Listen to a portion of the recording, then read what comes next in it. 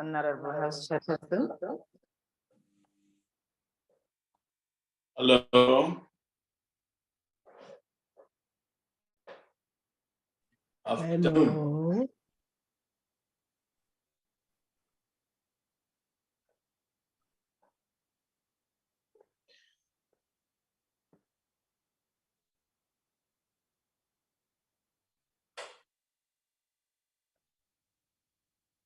Are we fine in terms of quorum? Is the MEC, the minister, part of our sitting?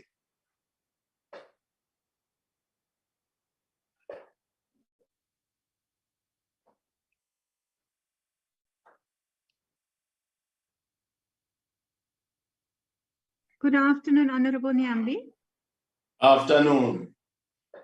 House Chairperson, we are just telling the last numbers. At last count, at 1 minute to 2, we only had 27 members. We're just double checking now. Once we reach the quorum, we will let you know. Okay. I'll hear from you then. Thank you, House Chairperson.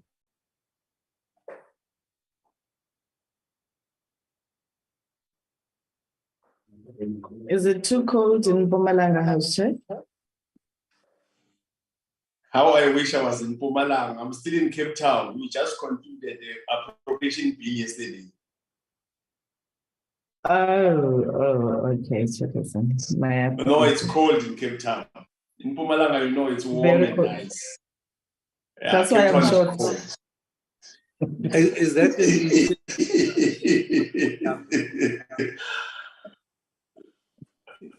No, you're welcome. No, thanks. Yeah, you must relax, House Chair. Don't put too much clothes now. You have been warned.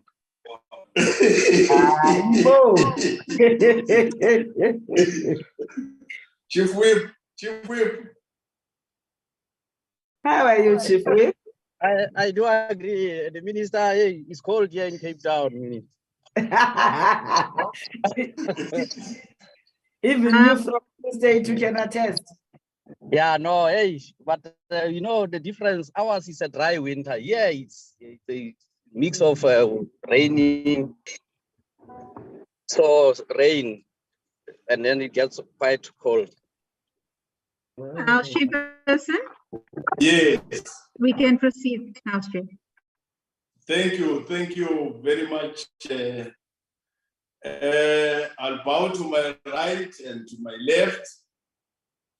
Honorable members, minister, special delegates, let's observe a moment of silence for meditation or prayer. Recording in progress.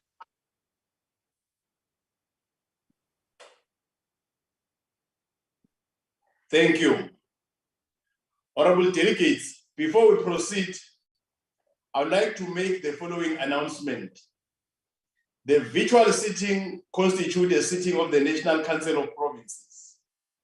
Delegates in the virtual sitting enjoy the same powers and privileges that apply in the sitting of the National Council of Provinces. For purposes of forum, all delegates who are logged on to the virtual platform shall be considered present. Delegates must switch on their videos if they want to speak. Delegates should ensure that the microphone on their electronic devices are muted and must always remain muted unless they are permitted to speak. All delegates may participate in the discussion through the chat room. The interpretation facility is active. All delegates are requested to ensure that the interpretation facility on their electronic devices are properly activated to facilitate access to the interpretation services. Honorable delegates, in accordance with Council Rule 229 subsection 1, there will be no notices of motion or motions without notice. Honorable delegates, before we proceed to questions, I would like to take this opportunity to welcome the Honorable Minister of Small Business Development, Honorable Ndabeni Abrahams, as well as permanent delegates, MECs, and all special delegates to the House.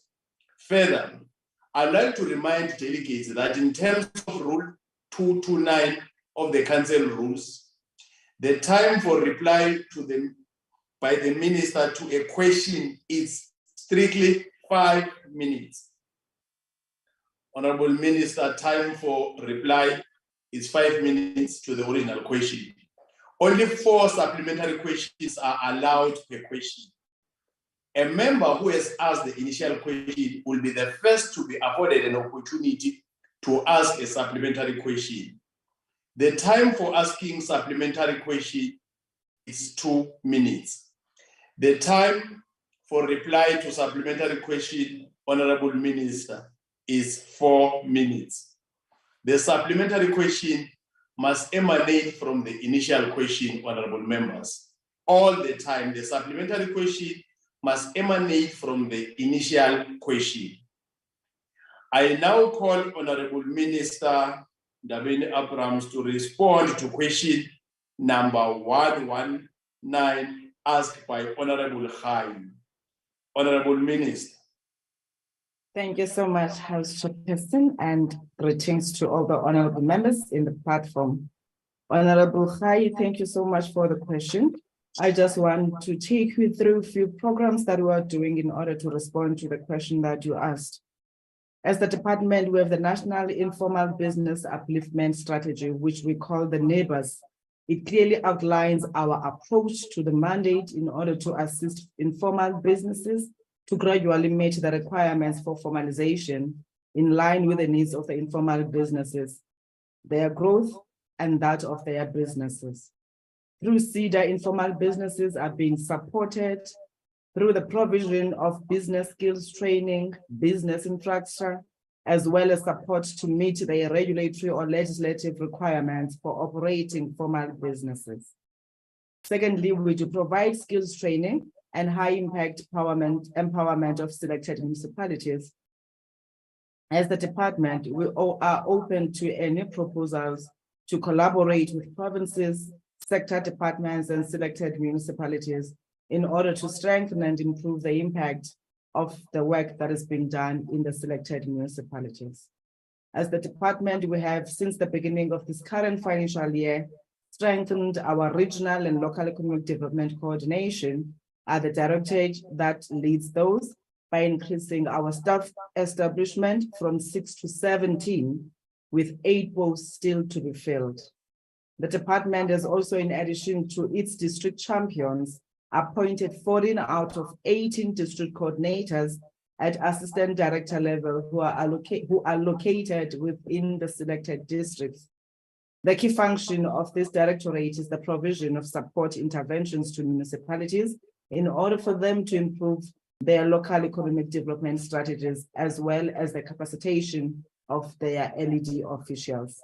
We do have an existing MOU between SEDA and SALGA, which covers various collaboration initiatives, including training of LED officers on some of the programs that are run by SEDA. This is aimed at empowering the LED officers to provide support to the SMMEs and cooperatives.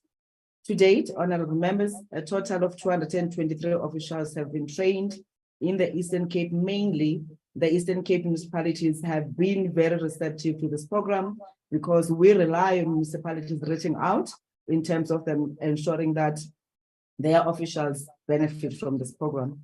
We, however, working with other municipalities to roll out the program nationally. And as I indicated earlier, capacity building of the municipalities and the SMME ecosystem generally is one of the key tenets of CEDA district ecosystem facilitation. I would like to pause there, Chairperson, and thank you so much.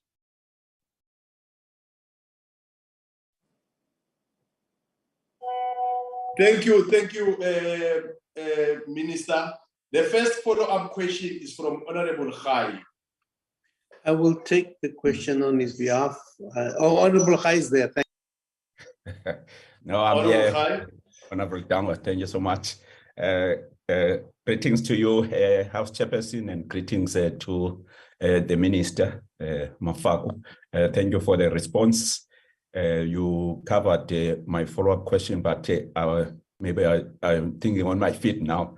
I would like to find out in terms of the policy interventions that the department has, and also the programs that arise from those policy interventions. How does the department then make sure that the beneficiaries of such programs get to know about them, particularly in townships and rural areas? Thank you so much. Thank you, Honorable Khai. Honorable Minister. Thank you so much, House Chair. And once more, thank you, Honorable Khai.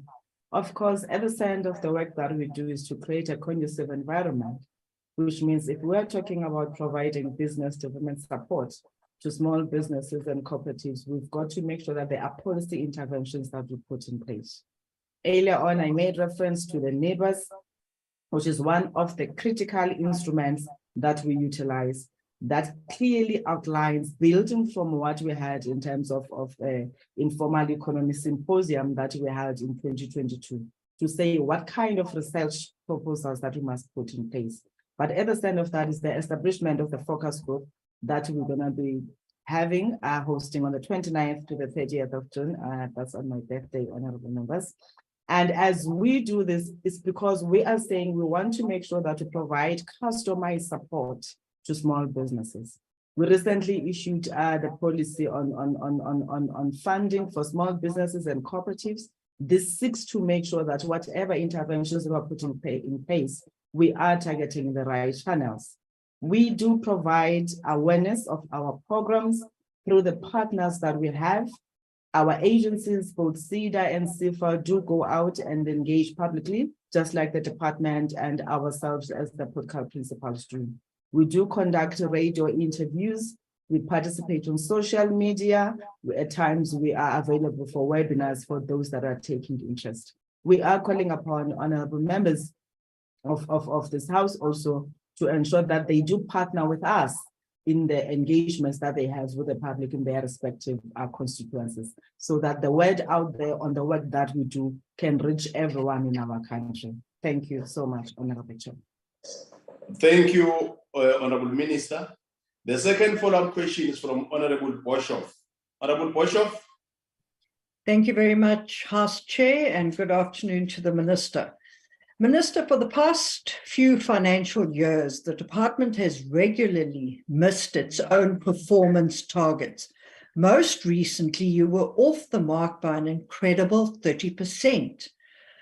Minister, therefore, how can we trust that any of the interventions would be successful if the department cannot even get its own house in order year after year?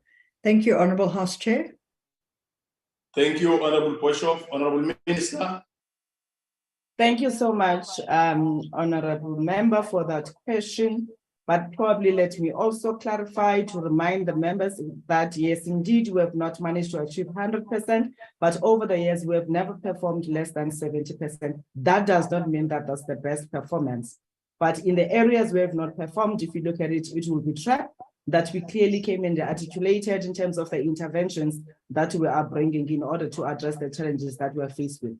The other area where we did not perform was the area wherein we've spoken about amendment of the legislations. And because of the delays that we did not foresee, of course, COVID also playing its own part, we could not be able to finish those on time.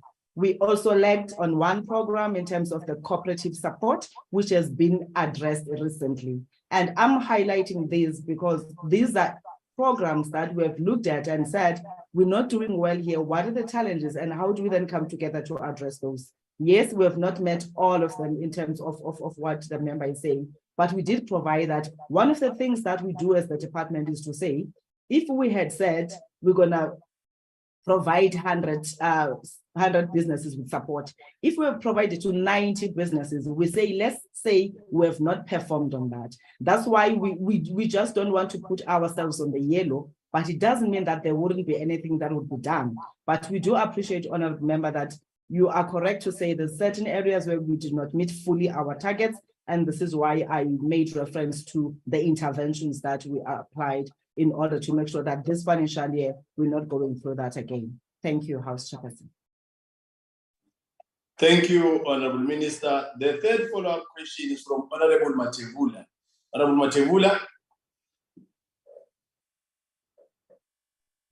Chairperson, Oh, it's not Honorable Honorable Tafeni. Matebula, it's Honorable Tafeni. Honorable Thank Tafeni, you, it's fine. thank you, Chairperson. Greetings to the members and the Honorable Minister. Honorable Minister, the informal sector in South Africa has grown and is mainly represented by women who come from previous disadvantages background, who often have to divide their time between work and caring for children. And these women face a number of challenges, such as lack of provision of child facilities, as many times we see women selling on the side of the street with children, which should in reality be provided by the state. Which intergovernmental initiatives has the minister taken to provide child care facility for women traders? As many times we have all witnessed women selling goods on the side of the street with children clinging onto them. I thank you, Honorable Chairperson. Thank you, Honorable Tafeni. Honorable Minister. Thank you so much, Honorable Tafeni, for that thoughtful question. But just to remind the honorable members, as per the presentations that we made to Parliament, starting from our NTF plan our strategic plan document that we provided, we have never committed to building childcare facilities because of the resources that we have. What we had committed to Parliament and the public of South Africa, including the small businesses, whether informal or formal, we had committed that we will, in areas where municipalities come to the party, we will be able to provide support towards shared infrastructure program, which is what we roll out for most of the informal and small businesses in most areas. We've been to different provinces, we've built structures, we've provided containers. Also, as I delivered our budget vote speech this year, I did talk to us establishing SMME markets, wherein we're going to be taking these groupings of small businesses for them to operate in those areas. I even committed funds that we're going to provide. We said at least about 14 million rands per the district that we'll be piloting in, and we identified 7 districts, just to remind honorable members. And then on top of that 14 million for building of the market, we then said we're going to provide about 10 million rands for ensuring that we provide energy. And this is meant to ensure that all these traders that are trading in their respective areas that we would have identified, they trade in a very good environment. But at the stand of it is ensuring that we don't take them away from the markets. But indeed, honorable members, as I said, the question is very thoughtful to say, when people go to work, there must be childcare facilities. I do want to see that in Parliament too. Thank you so much, honorable members. Thank you, Honorable Minister. The fourth follow-up question is from Honorable Dango, Ambassador. Once ambassador, always ambassador. Honorable Dango. Thank you very much, Minister. Minister, this is a pilot project, and you've looked at particular areas. Will you consider taking these particular areas to rural provinces in particular? Because I think the need is there more. And projects that can be monitored by the select committee on a quarterly basis or 6-monthly basis to ensure and to see how this is in fact developing. But the emphasis should be on rural provinces. Thank you very much, Minister. Thank you, Honorable Dango. Honorable Minister. Thank you so much, Honorable Dango. Indeed, we are targeting the rural-based towns and areas. We are reinforcing our efforts towards reviving the township and rural economies. This is why we are saying, for example, on the other scheme that we are providing, which looks at providing support to what used to be called the general dealers, to say, let our people be able to trade wherever they are at.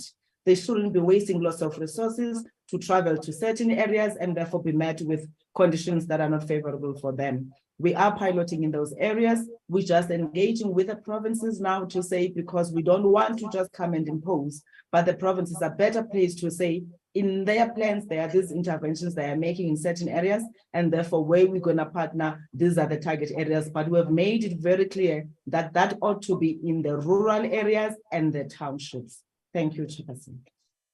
Thank you, Honorable Minister. Honorable Minister, we now come to question 106, asked by Honorable Lord. Honorable Minister. Thank you, House Chairperson, and thank you, Honorable Lord, for this important question. The department has conceptualized a power purchase product to assist SMMEs who have been adversely affected by the energy crisis.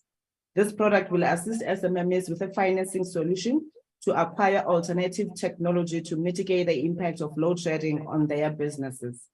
While the power purchase product, which is what you refer to as the energy relief package, is not budgeted for, as the department, we have sought to reprioritize funds within the township and rural entrepreneurship program, especially where we have not spent. We have made sure that we provide this, and we are continuing to engage National Treasury in order to see the need to approve this and, if possible, be able to add additional resources.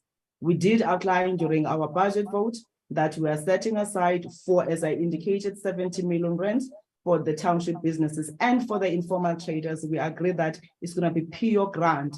And then for those businesses that are above at a particular level, they go to CIFA, wherein we've allocated a sum of 210 million rands that must be applied for by the businesses that qualify for CIFA products.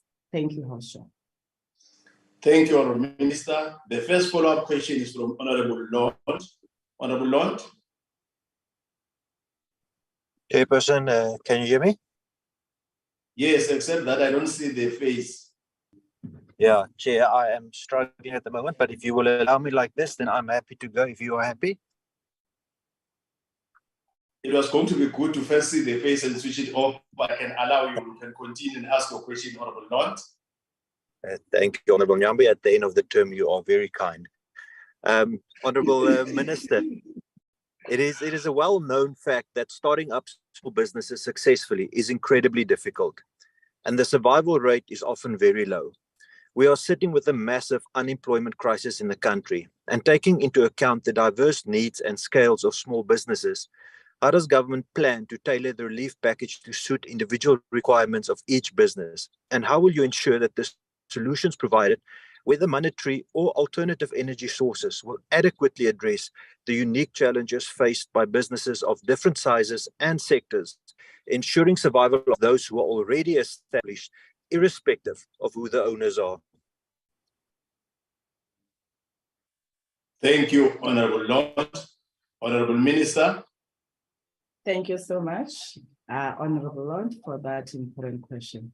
Firstly, let me say it is our ambition to be able to fund every small business, but unfortunately, the resources that Parliament has approved do not allow for that. That's why I put figures in terms of the 200 million rands that we are providing through CIFA, and that will never be sufficient for small businesses. But as much as I say this, looking at the work that we do as a portfolio, we also have NEF that has came on board to say they're going to set aside some funding for small businesses. We have the National Treasury that has also said they're going to be providing some incentives for those small businesses that will be utilizing the alternative technologies. All of this is meant to ensure that we do try to massify the services that we have and be able to reach out as many as possible, as many businesses as much as possible. Unfortunately, we can't have one approach, one size fits all on the interventions. For example, earlier when we spoke about the micro businesses, informal in the areas that they are at, there are small businesses that will not be able to have, for example, rooftop solar interventions. that would require small generators. But when you do that, you ought to be able to say, is the generator going to be safe? And this requires all of us to be able to work together and look at a broader scale without individual interest, but to say, as we had done during the budget vote, to say, there's a need for us to put a market so that we club them together. And when we club them together, we're therefore able to say, at least we have a number of SMMEs that is being sheltered in terms of this energy crisis that we're talking about. Secondly, those businesses that qualify for the different interventions offered by the DFIs at the provincial level, at the national level, and of course at the commercial banks also are able to apply for those interventions. That's where then they're able to talk directly to the individual needs, as long as they meet the criterion that is there. I would love to pause there, but I want to also say, we have seen that the Minister of Electricity is trying his best with his team. Things have improved. We've heard from some small businesses that are saying, as opposed to the previous months, at least things are getting up. And therefore, even when our intervention will come, it will come to complement the good work that has been done by the minister responsible for electricity in the presidency. Thank you, House Chair. Thank you, Minister. The second follow-up question is from Honorable Muyemang. Honorable Muyemang. Thank you. Thank you, House Chair. Greetings to you and the Minister and honorable members. And allow me to express an appreciation to the responses that the Minister has given, both to the main question and the supplementary question. Of course, as the ANC, Honorable Minister, we welcome your decisive policy intervention on this critical question that will bring the most immediate relief, especially to the struggling small, medium enterprises during these trying times in the evolution of our democracy.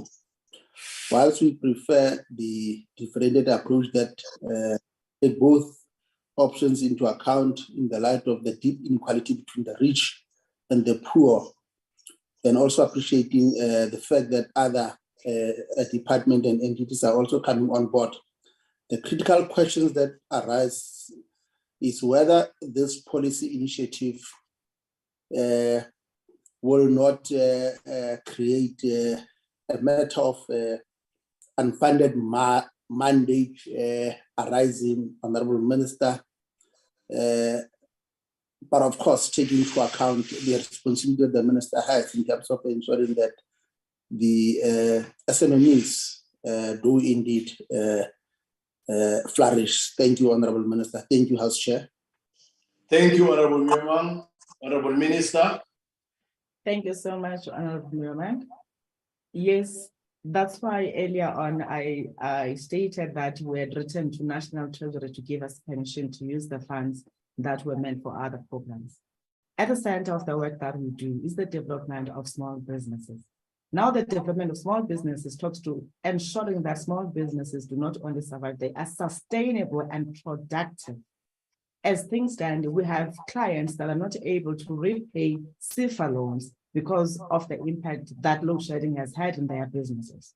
Now we can either choose to say, let us leave them, let them close, and we also lose out on the money. But unfortunately, we don't have that luxury.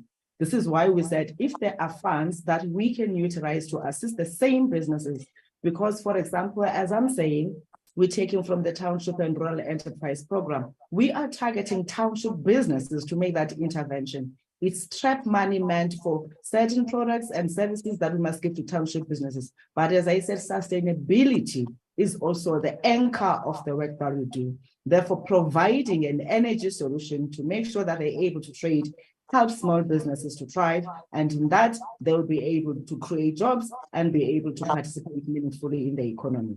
Whilst we are looking at National Treasury approving certain things, but we all agree that for SMMEs to thrive, we've got to make sure that there's good infrastructure in the areas where they function in, whether we talk about roads, whether we talk about proper buildings, as the Honorable asked, how do we take care of them? It is meant to ensure that the entire value chain wherein the small businesses are involved is well covered. And We are the ones that must trigger that as the champions for small businesses and the cooperatives in this country. Thank you, Honorable House Chair. Thank you, Honorable Minister. The third follow-up question is from Honorable Hatebe. Honorable Pungan. Thank you, Honorable House Chairperson, Honorable Minister. Recently, the President of the Republic signed the Africa Free Trade Agreement in order to open our borders, to openly trade with other African countries. Yet with our electricity crisis, many small businesses may find themselves under-equipped to effectively take advantage of this opportunity. Honorable Minister, I would like to know from your good self whether your department has any plans to allow for small businesses who have invested in alternative clean energy to sell any excess back to the national energy grid in a way to pay off the investment and create a load shedding resilient grid as part of any relief package. Thank you, Honorable House Chairperson. Thank you, Honorable Hatebe. Honorable Minister. Thank you so much, House Chair, and thank you, Honorable Hatebe, for that question. We always say, when there's a crisis, there's an opportunity. In countries where there's war, those that are involved in manufacturing weapons, they get to thrive. Others get to invest a lot in food security because that's what war brings that people may lose for. Now, in this context that we're faced with of the energy challenge that we have in South Africa, we are saying it's an opportunity for SMEs also, not only for them to consume what exists, but to do exactly what the honorable member is doing, to invest in certain areas by ensuring that they can provide solutions to the energy challenge that we have. And yes, through their responsive departments, they are allowed to participate and sell to those that are potential clients. When the National Treasury made that announcement to the Minister of Finance to say, we're going to be incentivizing, including giving back 20%, not necessarily giving back as 20% as in cash, but to incentivize with 20% of whatever others that would have invested back to the small businesses. It was an opportunity for small businesses and bigger businesses to say, let us make sure that we help relieve Eskom of the challenges faced with by doing what we have to do in terms of powering small businesses and big businesses and the society at large. And when we do that, we are creating opportunities in order to gain profit, but at the same time, we are addressing the societal need. And we welcome those initiatives. We are working with the Department of Energy. We are working with the department responsible for electricity. We are working with COPTA in order to make sure that where there are opportunities, we're able to come together and work in a coordinated approach. Thank you so much, House Chairperson. Thank you, Honorable Minister. Honorable Nonyane, make sure that you remain muted. It's only the Minister and myself now that are unmuted.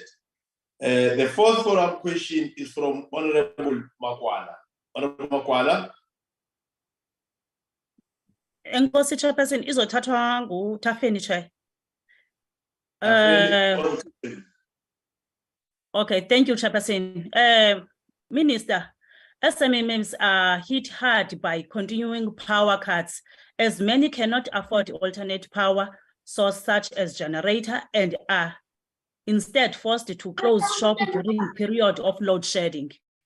It's disappear to note that to date, not all small business owners have received this much needed energy relief assistance, which you speak of. Minister, what criteria is used to assess qualifications for this relief package assistance? Who is this 71% that you have reached that is affected? Also, please tell us details of the remaining 29% who has not received. As we can, but only hope that this is not a scheme of the ANC to loot money for purpose of financing the upcoming elections. I thank you, Chairperson. Thank you, Honorable Tafeni. Honorable Minister. Thank you so much, House Chair, and thank you, Honorable Magwala, for that question. Probably let me start with the last statement so that I can focus on the contents that seek to build our country. That unfortunately in South Africa, majority has been proven that its members that support the ANC or vote for the ANC, therefore we're not able to exclude them in the participation of products and services that government renders. But of course, the ANC has made it clear to the government in ensuring that we put systems in place for those that are found to be involved in corruption. And this is why we have seen in certain instances, we're asking certain members to step aside in order to deal with whatever allegations that are there. We have put very clear from the resolutions perspective, including in government, we have came to parliament to make a presentation to President Ramaphosa and Minister responsible for justice, including the Minister responsible for police, on how we're gonna try to curb this evil act of corruption. We do need everyone who then comes across that any corrupt activity, let it be reported so that the law enforcement agencies can act accordingly. Now, honorable member, we can't say we've given small businesses up to 71% of the energy relief. It can't happen. We have never said that, because that would be a blatant lie. As I responded earlier, I said, we had set aside for this budget, as I outlined, and it was this budget vote that allocated the 70 million rands that I spoke about to the township businesses and 200 million rands to other businesses that must go through CIFA. The other scheme of 70 million is grant-based, which is accessed through CEDA by these businesses based on the assessment that will be done by the respective agencies. Whether we provide money or equipment, our agencies always make it their responsibility to conduct due diligence in order to satisfy themselves that firstly, you're a South African business and indeed you are registered. And secondly, if you're a formal business, you are registered.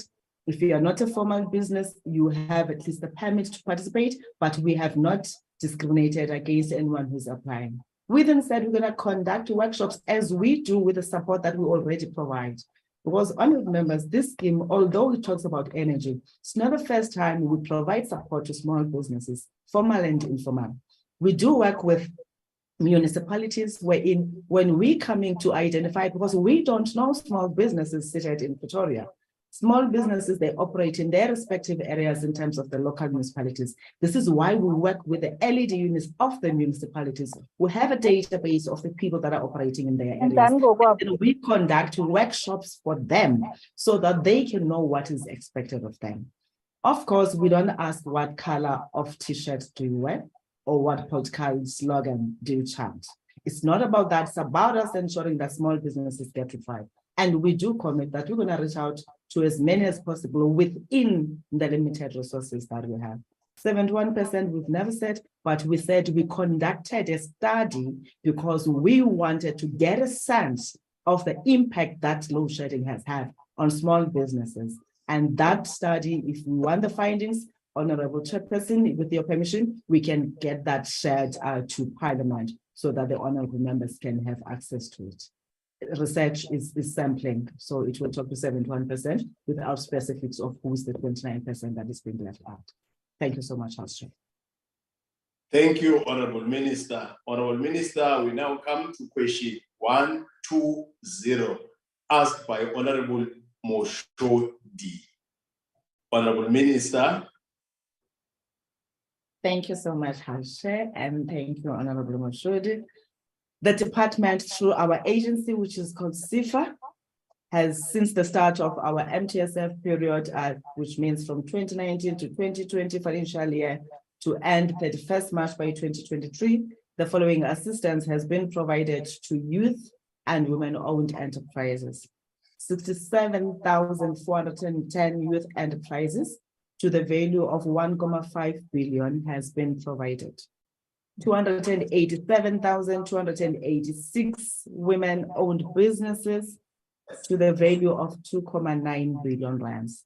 We strive to ensure that at least not less than 40% of our budget goes towards women-owned businesses, whilst we do not put a specific percentage for youth-owned businesses, but our products are really accessible to those.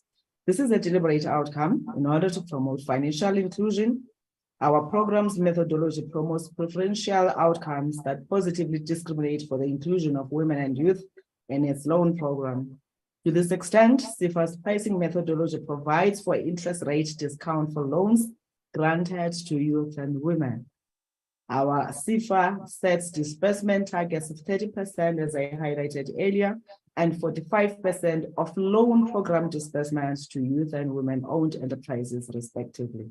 Moreover, ourselves as the department, we have a concurrent function in line with Schedule 4 of the Constitution. Accordingly, the department is mandated to coordinate and monitor performance of the sector in terms of its achievement over the MTSF and sector priorities. Therefore, we assume our oversight role, both in provinces and national, in ensuring implementation of national priorities that are affected through the development of sector indicators. We are in this regard going to come back to Parliament as we are developing a reporting framework that clearly articulates what provinces can do and what municipalities must do, because we want to be coordinated in order for us to be able to collaborate in an effective execution of the work that we do. Thank you, House Chairperson. Thank you, Honorable Minister. The first follow-up question is from Honorable Mushodi. Honorable Mushodi. Chairperson, it's Ncop here. She had requested me to stand on her behalf. With the greatest of respect, Chairperson, may I kindly not to be allowed to switch on my camera.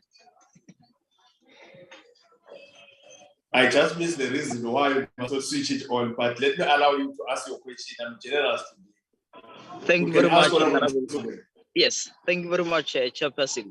Let me appreciate the response, comprehensive response from the Minister to this very important question in the midst of the escalating levels of unemployment and poverty, which mainly are concentrated between the youth and the women. Honorable House Chairperson, the key question is, in the light of the initiatives of pursuance of the empowerment of women and youth by various sectors of department, provinces, and municipalities, what is the role of the department, Honorable Minister, in coordination, monitoring, and evaluation of different initiatives across the three spheres of government? Thank you very much, Honorable House Chairperson. Thank you, Honorable Ncop. Honorable Minister. Thank you so much, Honorable Chairperson, and thank you, Honorable Member, for that question. Earlier on, I said we are the department that is responsible to champion the interests of the small businesses and cooperatives. This therefore means that we have that coordinating mandate that we must pay. What we don't have as things exist is the regulatory power in order to ensure that if a particular sphere of government does not comply with the requisites that are put in place, then we're able to act on it. And it is something that we have tried to insert in the legislations that we are amending. But coming back to what is happening currently, I indicated earlier in some of the responses that we work through municipalities. We have established interdepartmental committees and interprovincial committees. What we are doing is to make sure that we're trying to find resonance with the existing provincial economic development strategies and local economic strategies so that we can be able to support what the province has identified as part of its priorities that are aligned with the identified national priorities. This is how we coordinate our work. We sign agreements with the private sector in terms of what can happen in their respective areas in relation to SMMEs. That's why we spoke about the document that we developed, the National Integrated Small Enterprise Framework, that seeks to bring the entire ecosystem for effective coordination without us only looking at government. We are in the process again of engaging cabinet to make sure that we're able to administer or be given power to administer certain components of certain legislations, like in the BBBE Act, wherein there's the component that talks to the ESD or Enterprise Supplier Development to say, if we are given power to administer those, we're therefore able to say, at building capacity level in terms of enterprise supplier development, we can tap into these resources that must be linked to the markets that exist already. We're also looking at implementing the economic recovery and reconstruction plan, especially the component that talks to localization. And when we do that, it means, as I said, we're not operating in space. Small businesses exist at local level. We therefore forced to say, this province must work with us, or these are the stakeholders that we must partner together and be able to do what we want to do. I must confess, those honorable members, that we have not been effective in that. Hence, I'm talking about presentations that we're making and amendments that we're making in respective of the legislation so that it can be easy. But we have engaged even SALGA, we've engaged the MECs in the different provinces responsible for economic development and finance. And hopefully we are trying to find each other as the time moves on. Thank you so much, honorable members. Thank you, Honorable Minister. The second follow-up question is from Honorable Parade Host. Honorable Parade Host. Thank you, Chair. Just to switch around the two DA members, I will go first and Barnos will go second.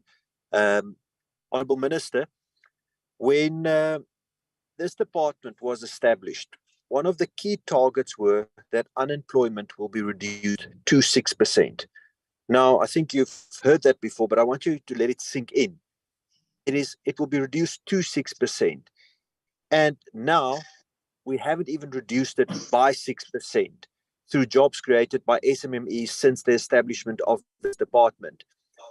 So the employment figures have just spiraled out of control ever since this department has been established, with the latest figures putting us at a staggering 32, just over 32%. Now, even worse, looking at the youth unemployment, we are sitting with one of the highest youth unemployment figures in the world, and it's now just under 47%. 47 years after the 76 uprising, this ANC government is allowing our youth unemployment rate to sit just under 47%. So this should be something that government should be ashamed of. And when is it that we say that outcomes start to matter more than promises? At what stage will those responsible for running this department say we are failing in the mandate to deliver, and somebody will be held accountable? Thank you. Thank you, Honorable Lund. Honorable Minister. House Chair, just in terms of the follow-up question, I see that now the Democratic Alliance has 2 spots, and that is not in terms of representation. Honorable Memang. Honorable Memang, the issue is that there was an arrangement, the Freedom Front Plus question were given to ANC and DA. You might have seen in the first one, it was High and Honorable Dango in the first question. So Dango was standing in for Debrain. In this instance, in the place of Debrain, it will be Parade Host and Honorable Lund. So it's in line with what has been agreed that we party level. Honorable Minister. Thank you, House Chair. Thank you, Honorable Memang. Thank you so much, House Chair. And thank you to Honorable Lund for the question.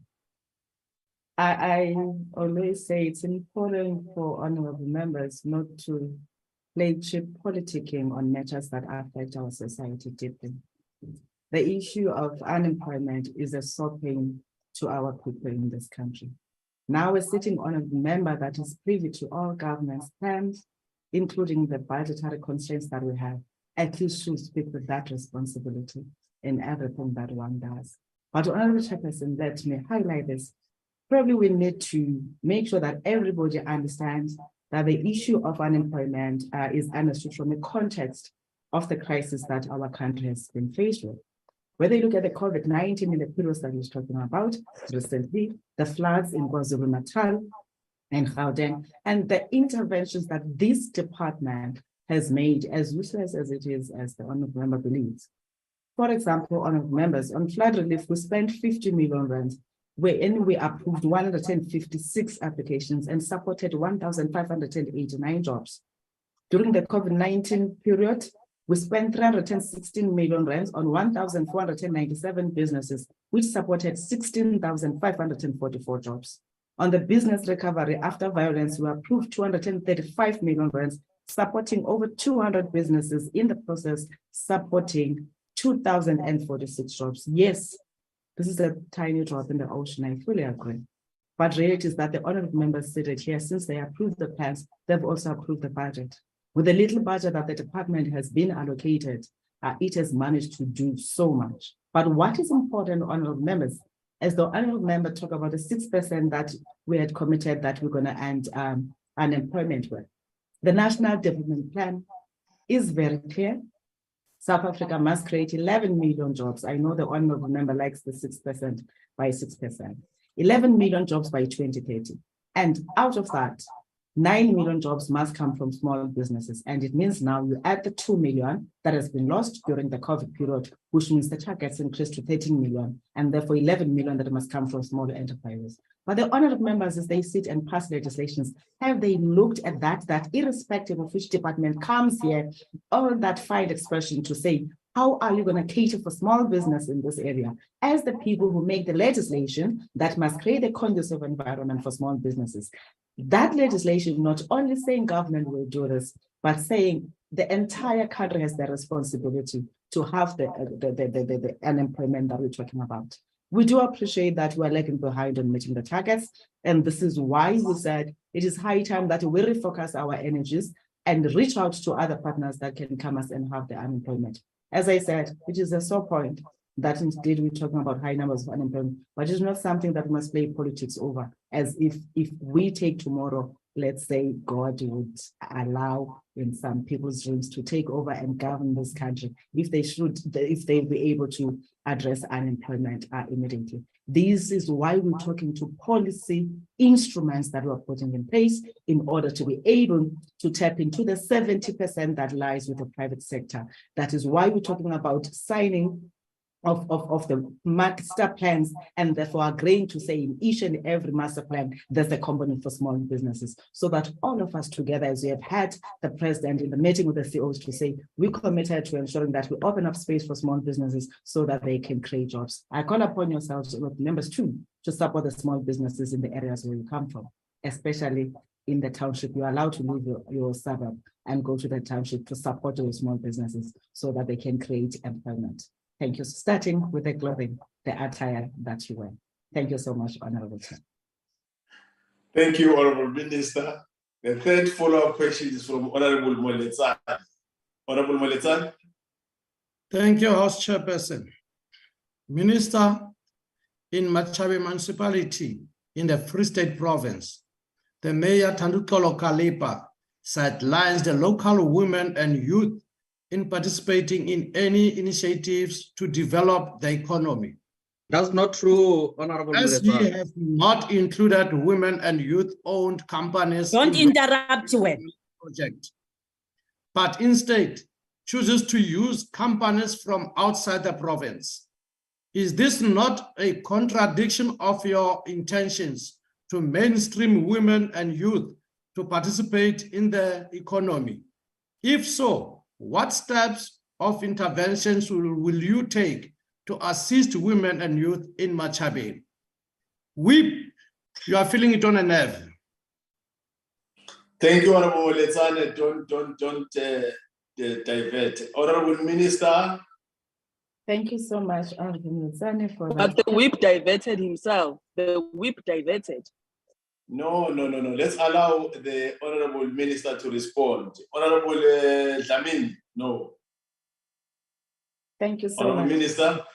Thank you so much, Honorable House Chair. I must say that, Honorable Member, if indeed that happens, of which I really doubt, I'm saying I really doubt because I've been to Machabe several times as the minister of this portfolio and in my previous capacity. I have seen women bringing services to the work that we've been doing in that area. I know for one that we had supported small businesses that are owned by women and young people in that area. And if they were not given an opportunity to participate in the procurement of the municipality, they wouldn't be supported. They are supported because I said, we work with municipalities, it is them that identify in their database, in their respective database to say, this is other different sectors that we have. Of course, we strive to ensure that all municipalities must open more space for women and young people. This is why I said earlier on, we are looking at also helping municipalities to beef up their capabilities in terms of the local economic development strategies. Because from developing the procurement plan, you must have a clear strategy of what is that you're going to do to grow your economy. And in doing this, we had partnered, including appointing an LED coordinator responsible to, a DDM coordinator responsible to coordinate all the sectors of government and the private sector in Lijwali as the district wherein Machabeng also falls under. We continue to add all members that we're working with, whether at local level, provincial level, to make sure that they do not undermine the responsibility given to them by excluding the women and young people of our country. And as I indicated, because I have reported to this parliament that we've supported small businesses in Machabeng too, I do believe that they're not totally excluded. Probably may talk in terms of percentages, which is something that I would have to go and check with the respective municipality. Thank you, House Chair. Thank you, Honourable Minister. The fourth follow-up question is from Honourable Badenhorst. Honourable Badenhorst. Thank you, Chair. I'm just going to keep the video off to save my bandwidth. Am I audible? Yes, you're audible. Thank you. Honourable Minister, service to the youth. Keep on paying tribute to the youth of 76, yet neglect the youth of today by failing them in every policy you implement and pushing up the youth unemployment through your mismanagement. Would you say it's fair that every youth of today that's being failed by you should punish you at the polls as is expected in a democracy? Thank you, Chair. Thank you, Honourable Badenhorst. Honourable Minister. Thank you so much, Honourable Chair. Again, I did say that should policing is a crisis when we're dealing with matters that are very important. The honourable member was here when I outlined the number of small businesses that are supported that are owned by young people. But nevertheless, I will repeat it, honourable member, so that you know, like they know, that we have supported them. Of course, we have not supported them in totality, but they also have an appreciation of the challenges that we have when it comes to the financial constraints. Honourable member Badenhorst, I said 67,410 youth-owned enterprises that have been supported by the department to a tune of 1.5 billion. I've not made reference to what IGC has done, what NEF has done, and what the province has done. I'm just talking to the work that I've done here. The youth of this country, honourable member, probably next time I must invite you when we go and engage with them. They are very clear in terms of where their hope lies and who carries the aspirations of their future. They do recognize that we do have, as this current ANC government, we do have challenges and weaknesses somewhere, but they are saying they're not folding their arms. They understand that no other party that were to take over government in this country will be able to fulfill their needs because they have seen what has happened to their parents. They've seen how people continue to be excluded in areas where Black people and young in majority are being undermined. And this is this reason that I'm calling upon all members, irrespective of the slogans, the podcast slogans that we champion, to prioritize young people of our country. And we can go in politics and campaign out there, but really it is that young people are able to see they live in this society that we need. They're able to tell between the good, the bad, and the potential. Thank you so much, House Chairperson. Thank you, Honourable Minister. Honourable Minister, we now come to question 102, asked by Honourable Hadebe. Honourable Minister. Thank you so much, House Chairperson. The department appreciates the challenges faced by small enterprises in accessing critical services, including but not limited to basic requirements of registration. Noting that many of these challenges are found in municipalities, we have since endeavored to work closely with municipalities and other partners, including SALGA, COP, and COPTA, to empower these municipalities and the communities to be able to reduce red tape in their processes. The empowerment processes include the following: identification of common impediments across some provinces and municipalities, as well as designing and agreeing on unique methods of addressing red tape.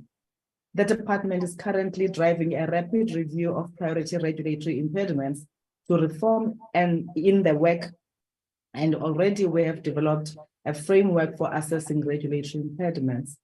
We have already identified 29 pieces of legislation that negatively affect the work of the small businesses across the 3 spheres of government, and we have categorized and prioritized legislations for urgent regulatory reform per cluster.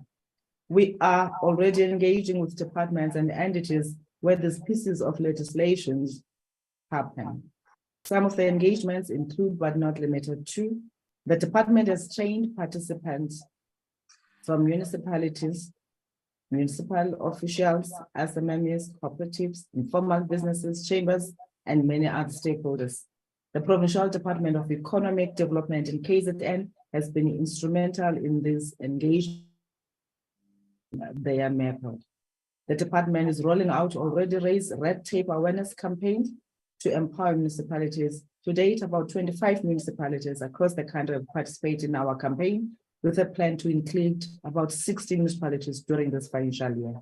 This is all meant to ensure that whilst we're dealing with the red tapes, but we help municipalities to have capacity to deal with what they must deal with and address the challenges immediately. We're in the process of finalizing a dashboard whose purpose is to empower the municipalities to track complaints and respond timelessly to each complaint. We did say we have gazetted recently the Smaller Enterprise Act, which also seeks to establish the Office of the Ombuds that will also assist with dealing with these issues. As I said, we are addressing the regulatory functions that we do not have as things stand. With a recent focus on business formalization, the access to government services support, most small businesses are more willing to be registered than they were before. CEDA has facilitated close to 5,000 small businesses with registration. We are bringing businesses on board to say why it's important for them to formalize. We have partnered with SARS in order to raise tax awareness around our businesses so that they cannot miss out on the incentives that get to be provided. Of course, there are different levels of compliance for businesses with different pieces of legislation. These compliance issues, they talk to tax compliance, to business registration, labor legislation, and of course, compliance at municipal level with regards to the bylaws and other municipal business operating requirements. Since we mentioned that we are partnering with SALGA to make sure that where possible, they're able to develop standardized bylaws in order to enable small businesses to thrive in their areas. To facilitate the ease of compliance, we have initiated the red tape reduction program to identify the legislations and regulations. And as I said, it's 29 pieces. We are trying to get the respective sectors to come on board based on the clusters. If you are in agriculture, the economic cluster, looking at the different components, whether it's SMEs in tourism, it is a matter that cuts across, and therefore the environment that we operate in requires us to collaborate with all the stakeholders that are there. Thank you, House Chair. Thank you, Honorable Minister. The first follow-up is from Honorable Hadebe. Thank you, Honorable House Chairperson. Honorable Minister, thank you for your response. Honorable Minister, whilst we focus on the now with businesses, we also need to remain aware of the fact that damage has been done to small businesses over the last decade, such as machinery breakdowns, power surges, cancellation of shifts, equaling lost income, which have increased unemployment, etc. I would like to know from your good self, Honorable Minister, what is the department's action plan to resuscitate businesses that are on the verge of closing or have closed to reopen and operate from a basis of stability? Thank you, Honorable House Chairperson. Thank you, Honorable Hadebe. Honorable Minister. Thank you so much, Honorable House Chair and Honorable Hadebe. One of the products that CIFA offers, CIFA, the agency that is responsible for funding support under the portfolio that we're responsible for, is that I mentioned earlier, the business recovery support. Therefore, businesses that qualify, they go and look at whatever that is listed as a criterion and then apply for those funds. We have saved so many businesses. Hence, I mentioned the figure of 200 that already benefited from the scheme. It's an ongoing support that is there, but businesses, because this is not a social grant department, with all due respect, honorable members. We are interacting with business. And in business, this is a business, whether you're small, you're big, or whatever, there are certain things that we're expected to adhere to in terms of compliance as we use taxpayers' money. We've got to make sure that we are able to account, we're able to verify that indeed, if you are saying you are a small business that is operating in a particular area, you need support. We verify that indeed stellar trading exists and therefore does what it is supposed to do. And especially when we've provided funds, Yes, sustainability means that we must also ensure that we provide post investment support to small businesses, something that we have not invested a lot in. That is why you had us saying we are changing how we're doing things. We've been focusing on pre-investment support. Now we're saying a person that has never been able to have in his or her bank account to have 5 million rands may not know how to use the 5 million rands. And therefore, to make sure that business becomes successful and sustainable, you've got to take that person through the different stages. And that means not only giving money, but also holding by hand, including providing mentors to say, how best can we go about? What are the likely challenges that you get to meet as an entrepreneur in the space? What are the challenges in the entire ecosystem? And therefore, how best we can work with you and help you overcome some of the challenges. We're investing on the post-investment support in order to make sure that if we had kick-started or you have started on your own, you grow. We don't want small businesses to remain small. That's why I emphasize that we are responsible for development of small and medium businesses. They have to graduate. These interventions that we're trying to put in place are meant to enhance that. But at the stand of it, of course, is ensuring that honorable members in left, right, center, when they engage with the different departments and everyone, including the National Treasury, they should advocate for an increase in budget for the department so that we're able to carry out all of this task. With the little that we have, we are trying, but we keep on trying to encourage our sister departments and the private sector to come and play its own part. And they've been cooperative on myself. Thank you so much, Honorable Chair. Thank you, Honourable Minister. The second follow-up question is from Honourable Lond. Honourable Lond. Honourable Minister, just two comments on what you have answered thus far. I'm sure you know the parable of the talents, and the one that got the least didn't even use it. And that sometimes comes to mind when I speak about this department. It might be that you got the smallest budget, but you're definitely not doing the most with that. Also, Honourable Minister, you said earlier that different spheres of government need to step up and come aboard to make sure that we address the unemployment that we face in the country. Now, we do see that there are innovative strategies being implemented to support small businesses. For example, in the Western Cape, the reduction in load shedding impact by partnering between government and independent power producers. Now, based on what you have said earlier, Minister, and this example of a successful incubation against the load shedding, wouldn't you say that we share a similar strategy that the Western Cape has done and it gets adopted at a national level? And will the Honourable Minister be willing to enter into discussions with the competent counterparts in the DA-run Western Cape to get guidance from them with regards to the successes that was already obtained and established in the Western Cape and which led to better support of small businesses in the province that can be rolled out nationally and elsewhere? Thank you. Thank you, Honourable Lond. Honourable Minister. Thank you so much, House Chair. I must indeed concur with the honourable member that Western Cape has taken good strides towards assisting small businesses. If you also look at Gauteng, they've also been very good in terms of the support they've provided, just like KwaZulu-Natal that has done. Hence, I mentioned that we are partnering with them in terms of showcasing the work that we do. We build from the strength that we find. We are using some of the techniques from Western Cape, as I said, from Gauteng and KwaZulu-Natal, because we are trying to teach provinces to be able to learn from each other and use the best methods that are available. As in partnering with certain individual IPPs, of course, now that goes to a level of operation that the minister is not able to talk to. Mine is to outline a policy perspective. And therefore, when we do that, is to say, there's a need for us to establish a fund that must look at assisting small business, and that we have done successfully as the department, including roping in other DFIs, as I mentioned, to come to the party and make sure that small businesses are assisted. The different provinces, they undertake their responsibilities based also on the support that they have. Because even if we look at the best performing provinces, if we were to put it that way, it also goes to the contribution in terms of what is it that they have in the kitty.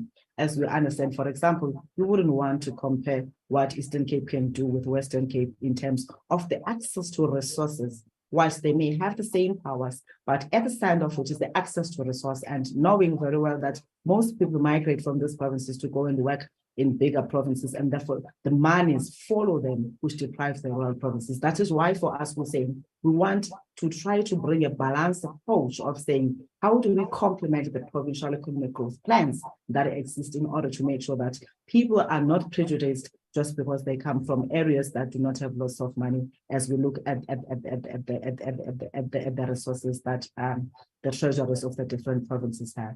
We continue, Honorable Lord, to make sure that we do the best way we can. I know you are saying we are not utilizing the funds according to what you view as better or the best way, but I haven't had any small businesses that were touched saying that they didn't have the support.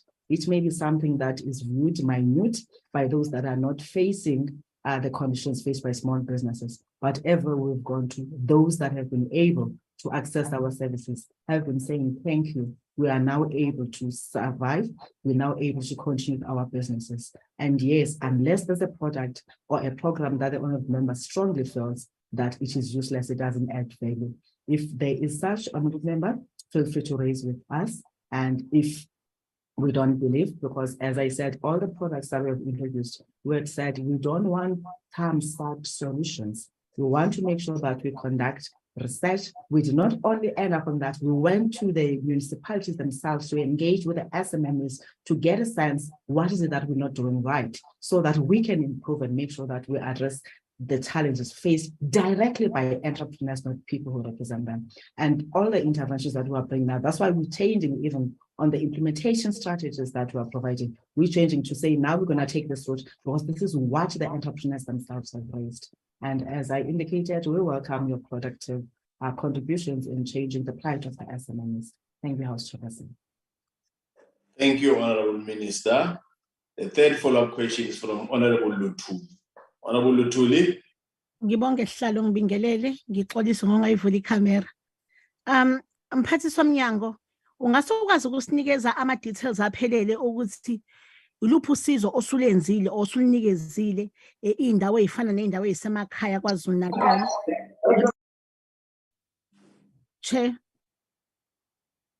Chairperson. Honorable Lutuli. Thank you, Chairperson. Now I was interrupted by the one who has the mic on. So mphathisi womnyango bengibuza ukuthi ungase ukwazi ukusinikeza ama-details aphelele ukuthi usizo luni osulunikezile iy'ndawo ey'fana ney'ndawo zasemakhaya KwaZulu-Natal, njengoba nje sibona ukuthi bathinteka kakhulu ngale nto ye-load shedding, and kuyabonakala ukuthi lezi ndawo zasemakhaya zijwayele ukufila as if zi-left out and zineglecthiwe by ilo hulumeni neqembu elibusayo. Ngiyabonga. Thanks, Honorable Tuli. Honorable Minister. Thank you so much, Honorable Member. And you can get to kumhloniphe.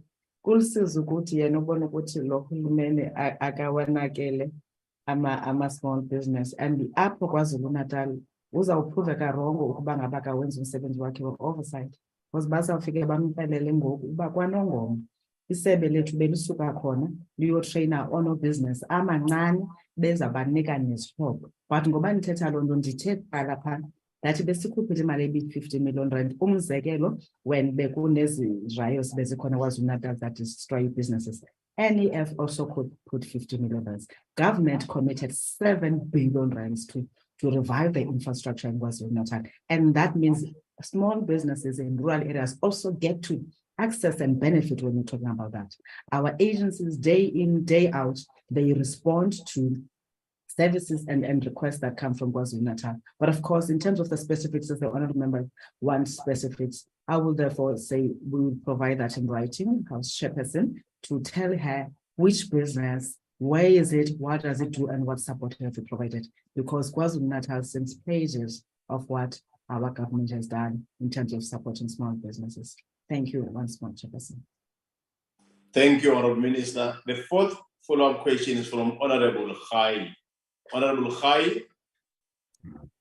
Thanks once again, Honorable House Chairperson and Minister. Honorable Minister, based on your interface with the provinces and the various municipalities, to what extent do most small businesses comply with the formal and basic requirements of registration? So the question is, to what extent? And also those that have knocked on the door of the department for assistance, how were they assisted? Thank you very much, Honorable House Chair. Thank you, Honorable Khai. Honorable Minister. Thank you so much, Honorable Chairperson, and thank you to Honorable Hai for that question. Well, we must say that we've seen that most small businesses have not been compliant with what has been put in place. And I want to talk to the reasons for lack of compliance.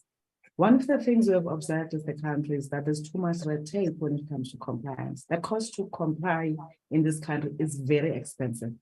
That is why earlier on I mentioned the legislation that we're trying to review in order to address that. You go to certain areas, Honorable Khai, where in small businesses are expected to pay ridiculous amounts for payment of permits.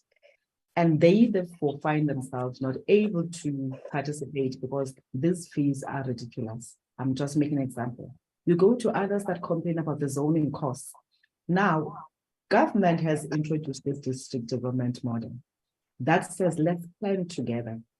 Let's look at the entire ecosystem of what we want to achieve. Because at the end of the day, we all address one person, whether you call a voter, a resident, wherever he resides, but they all reside in the local municipalities.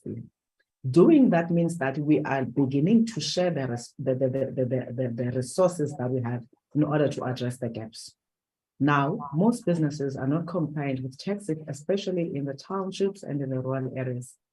Most businesses don't see the need to register, which is why I said we partnered with SARS to say, let's drive tax awareness programs so that they can understand who gets taxed and why it is important to register for tax certificate in this country, because it's important that people understand that they must comply with the legalities of our country. I said we are using taxpayers' money. When it comes to registration of businesses, the timelines that municipalities take to process the licenses, it's another process. At least it's busy, it's better with the IPC. But now we are trying to meet them halfway by developing an integrated system that must be able to bring all these compliant bodies together. On one hand, in the device, and the SMMs and cooperatives be able to access those. And therefore, when they do that, they manage time, which means they save time, as time is money.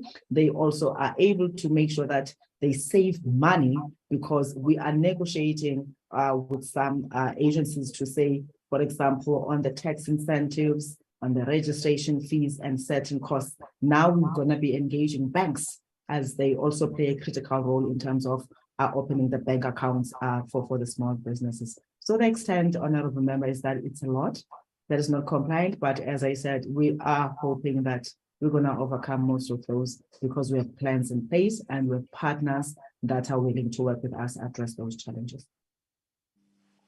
Thank you, Honorable Minister. Honorable Minister, we now come to question 107 asked by Honorable Ncop. Honorable Minister. Thank you so much, House Chair, and thank you to Honorable Ncop for that question. The costs associated with the damage caused by floods were quantified, and I did give the numbers earlier on, but I will repeat again. According to a survey that was conducted by the Department of Trade, Industry and Competition, the floods affected 826 companies, and the estimated cost of the damage that was reported was about 7 billion rand. Now, we provided the formal flood relief program as the department, doing it through CIFA and CEDA, which is our agency. We assisted both formal and informal businesses that were affected by floods in KwaZulu-Natal and Eastern Cape, and also on formal businesses that we supported the program that we had focused on businesses that did not have insurances or were underinsured, and both formal and non-formal were affected by this again in the recent floods between the two provinces.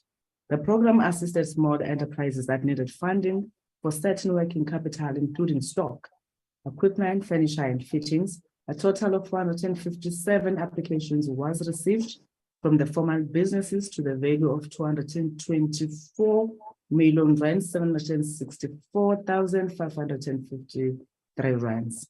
However, given the available budget, as I indicated, we had allocated only 50 million rands, because that's what we could afford. Now, if you get applications of up to 224 million, it tells you that about 70% of those businesses are not assessed from our side, although then they will go to NEF and other agencies. We were able to assist 155 clients in these sectors. In the manufacturing sector, we supported 30 SMMEs. In agriculture, we supported 68. In ICT, we supported 3. In construction, 7 businesses. In the services sector, 29 businesses. In the tourism sector, 10. In the service business, 6, and on retail, 2. And this is the total of 155. The total amount that we disbursed to KwaZulu-Natal is 35,632,121 rands on 122 clients, and the total amount disbursed to 33 in the Eastern Cape is 14 million rands, 168,556 cents. The total amount that therefore we're able to disburse was 49,800,777 rands out of the budget I spoke about of 50 million rands. 8,053 applications were received from both KwaZulu-Natal and Eastern Cape Province, 1,019 from Eastern Cape, 7,039 from KwaZulu-Natal. The total number of 2,757 applications met the criteria of businesses affected by floods and were thus approved. Split as follows: 684 approved applications in the Eastern Cape, 2,970 approved applications for KZN. Total amount that we disbursed, 8,946,544 rands. Thank you, Honorable Member. Thank you, Honorable Minister. The first follow-up question is from Honorable Ncop. Thank you, House Chair. Thank you, Honorable Minister. Honorable Minister, there are quite a few questions speaking to the negative impact load shedding has on businesses. However, with the flooding that happened in specifically the Amatoli district, bridges have been washed away, bad roads have become worse, and small businesses who relied on these critical arteries for buying power to move around are now struggling even more. As the elected official responsible to be the guardian of these businesses, what have you done to engage your counterparts to fix the access between these businesses and the markets they serve? And what deadline do you set for yourself to have this resolved? Thank you, Honorable House Chair. Thank you, Honorable Hihi. Honorable Hihi, please mute yourself. Thank you, Honorable Ncop, Honorable Minister. Thank you so much, Honorable Nyambi. Government works in a manner wherein plans are made, submitted, and approved, and therefore budget gets to be allocated. So for every challenge that we have, we've got to look at the plans that we have and look at the available resources in place. It is no different for the province of the Eastern Cape and the Amatoli district in particular. Now, as the department, I mentioned earlier that we have engaged all the MSs of the provinces that are responsible for economic development and finance. We do this because we are highlighting some of the challenges that small businesses are faced with in their respective areas. And indeed, Honorable Ncop, it is true that infrastructure challenges really hinder the success of small businesses, which is why working with the infrastructure grouping at DPWI nationally, working also with the provinces themselves, we are saying, let's try to come together and make sure that we can be able to address the challenges. When the president decided that we must set up an infrastructure fund, it was mainly to appreciate these challenges that we're faced with. When we called upon private sector to partner with government on the Infrastructure South Africa program that was previously run by the current minister responsible for electricity, which is now with DPWI, we then said, government on its own cannot be able to resolve all the challenges, but the basic things must be done. Recently, Cabinet has approved that let there be interventions where municipalities are not performing and also where departments are not spending. And those interventions are going to be rolled out as you see time moves on. At the center of this is to make sure that we make things easier, not only for small businesses, but for the citizens of our country to be able to have access to quality roads and any other infrastructure that is there. Recently, we engaged with the Premier of the Eastern Cape, the MEC responsible for rural development and the MEC responsible for economic development on how to address the logistical challenges was one of the things we've picked up is that big corporates, especially in the food industry, they're not able to source certain things from the Eastern Cape as much as it is good with land in terms of agricultural access, whether you talk about stock farming, whether you talk about, livestock farming, or you talk about grain production. But the issue of logistics is a mess. Again, this week on Tuesday, we were in Eastern BRICS, having SMMEs and all the critical players of government to say how best can they work together to address the challenges of infrastructure. And we got commitment. Minister. We the got informal- commitments that we informal traders are in the going to Eastern be Cape able has been picking to up meet the the pieces work of that we Honorable do Tafel. and engaging. I don't know how things work here, Honorable Chairperson, but I should keep quiet now. We have Minister Tafeni on the floor. Honorable Tafel, Sorry, Chair, ndiyaxolisa kakhulu baba. we are getting a final warning. It can't be. We have been pleading with all of you to mute yourself, and you are disturbing the decorum and compromising this important session. Sorry for that. Can you continue, Honorable Minister? Thank you so much, House Chair. So as I was saying, on Tuesday, we were in the Eastern Cape with the private sector and the government, talking to opportunities that the Eastern Cape had, but the challenges also that they have in order to unleash those opportunities. And we got commitments both from the business sector and government that with the little they have, they're trying to rope in other investors in order for them to come and address the challenges that they have. Thank you, House Chairperson. I can't put timeline, sorry, House Chair. Honorable Okam, unfortunately, I can't put timelines because that's just beyond my pay grade. I don't have access to the resources. Thank you so much. Thank you, Honorable Minister. The second follow-up is from Honorable Myanmar. Honorable Myanmar. Thank you, Honorable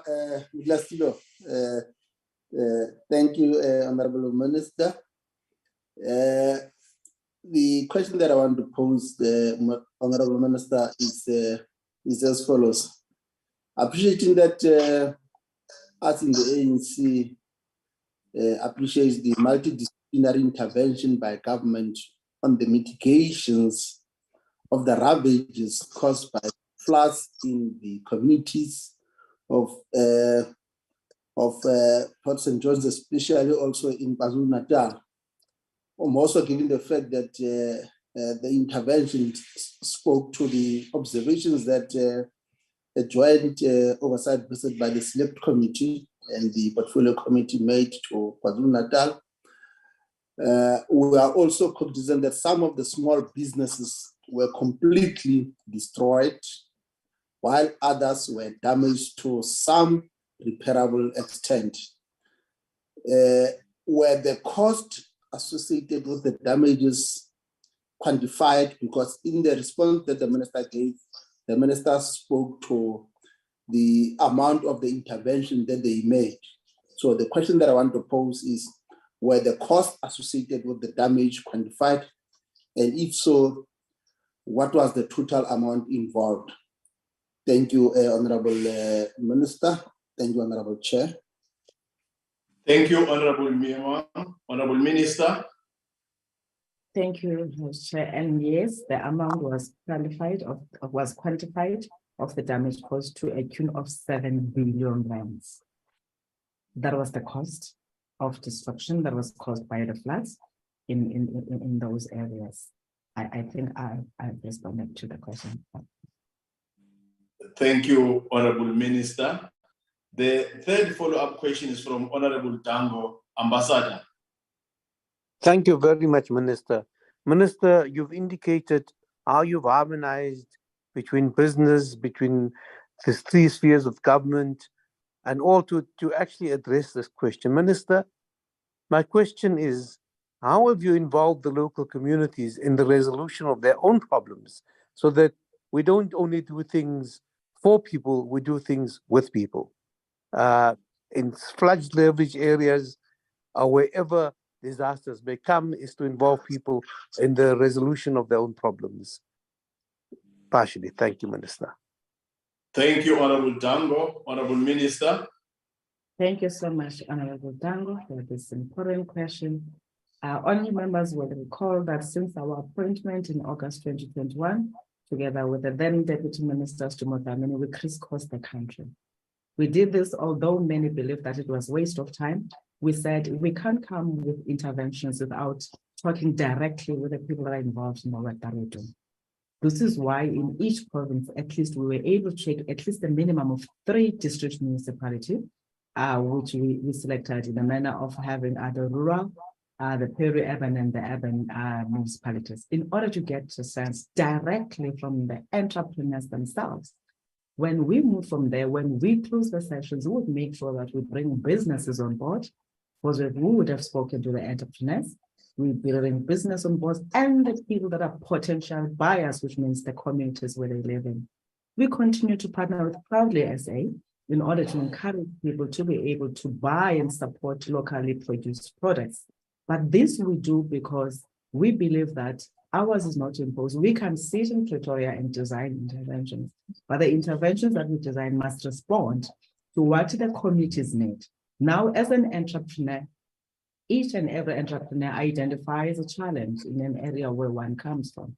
They don't operate in space. They don't just wake up and say, entrepreneurs look at the challenge that they're faced with and therefore be able to say they're going to bring this innovation, which becomes a solution to the challenge that they have, which is what we say when we go to communities now to showcase the work done by the entrepreneurs, to say, let's make sure that we partner with traditional councils. Let's make sure that we partner with business trainers.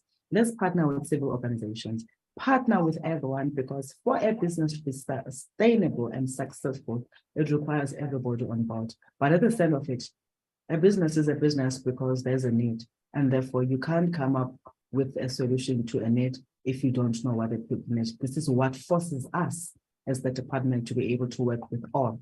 Hence, our entry point is the municipality that has access to the people that become our key stakeholders in the work that we do. Thank you, House Chair. Thank you, Honourable Minister. The fourth follow-up question is from Honourable Mokause. Honourable Mokause. It's Honourable Tafeni, Chair of Chair. Okay, Honourable Tafeni. Thank you, House Chair. Honourable Minister, informal traders in the Eastern Cape are still picking up the pieces after the floods caused substantial damage for their businesses. Which assistance have you provided to those informal traders who were hit by the floods and did not have any form of business insurance policy to cover their businesses or asset which they owned? I thank you, Chairperson. Thank you, Honourable Tafeni. Keep your mic now muted. Thank you. Thank you. Honourable Minister. Thank you so much, Honourable Tafeni. As I indicated earlier, for the people of Eastern Cape, we dispersed to 33 SMMEs that were affected by the floods. And the amount that was provided to them was 14,168,556. That was meant for the SMMEs that were affected by the floods in Port St. John's and certain areas of Outfringe. That's on the formal businesses. On the informal businesses, received applications, as I indicated, 1,019 from the Eastern Cape, and we provided support to those. Of course, there were more applications on the formal side, as I mentioned, but due to budgetary constraints, we could not assist them, but we referred them to NEF and other bodies that were assisting the small businesses affected by the area, including municipalities and the provinces that have provided support. I hope that answer suffices. Thank you, Honourable Minister. Honourable Minister, we now come to question 121, asked by Honourable Dango, Ambassador. Honourable Minister. Thank you so much, House Chairperson. Honourable Dango, information on the 30% procurement obligation from small enterprises is outdated, but based on experience, these targets were exceeded with more than 80% of departments procuring more than 50% of their annual spend on small enterprises. The challenge, however, is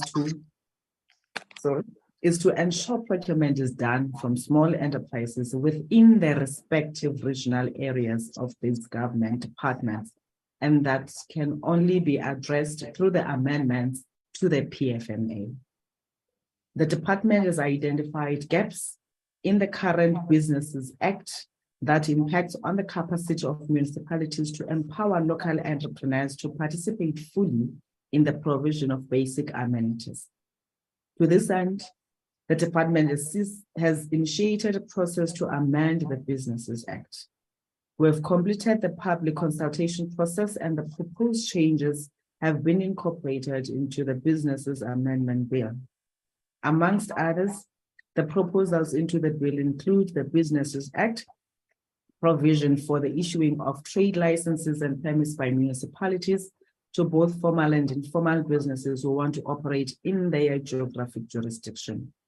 The Act provides a very broad policy and legislative framework without sufficient guidelines or a framework to ensure policy coherence and similarity across all the municipalities. This has also resulted in uneven implementation across the country, with effective implementation in highly resourced municipalities and metros. While most poor municipalities have ineffective systems and procedures, thus contributing to increased red tapes that we're talking about. The Act was originally intended to regulate the licensing of certain categories of businesses, and the schedule of regulated sectors has not been updated since 1991, therefore creating a vacuum and confusion as to which sectors are regulated or not. To address this challenge, the Businesses Act has to be repealed and fit-for-purpose legislation enacted. The department has, for this initial process of consultations, focused on the primary users of this legislation, namely the municipalities, who are the sphere of government that has to implement business licensing bylaws. Thank you so much, House Chairperson. Thank you, Honorable Minister. The fourth follow-up question is from Honorable Tambo. Minister, thank you very much. By and large, you've answered my question and my follow-up question. However, it will be a miss if I miss the opportunity. You've appealed often here today that we act as South Africans in unity. We don't put on our political colors when we go into communities or other colors when we go into communities. We are here to resolve the problem of South Africa and South African business. Will you consider bringing together all the motor forces and all the people with interest in a meeting or a process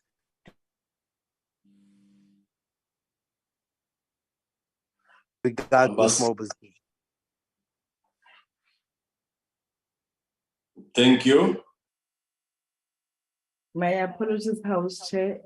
I don't know if it was my network, but the honorable member got to cut. I missed part of the question or the statement he was making. Honorable Dango, towards the end, we missed the actual question out of your comment. Honorable Dango.